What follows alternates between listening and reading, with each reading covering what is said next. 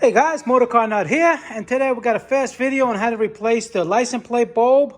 One of them is out. It's good to make sure that your bulbs are working. You can get pulled over for that.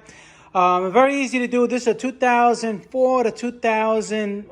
It can go all the way up to 2000, maybe 15, 16, if you can get your hand under there. The newer ones, I'm not sure, but definitely from 2004 to 2012. And, you know, like I said, it can go higher. It's easy. You're just going to get your hand under there and twist it out. It's a 194 bulb. I'll show you how to do it. I'm underneath now, and you see this right here? I actually loosened it. Let me zoom it in. It's basically, all you do is just twist it, and it comes out, right?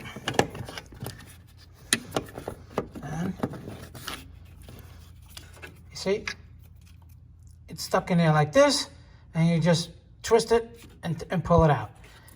And the bulb, it just pops out like that.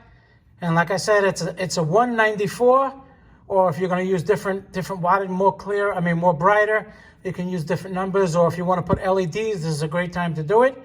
Okay, you just put it in there again in the socket, put it back and twist it. And then you just put it back in and you twist it up until it locks. And that's it for that. Okay, then you come back and check your work. Now it's working good.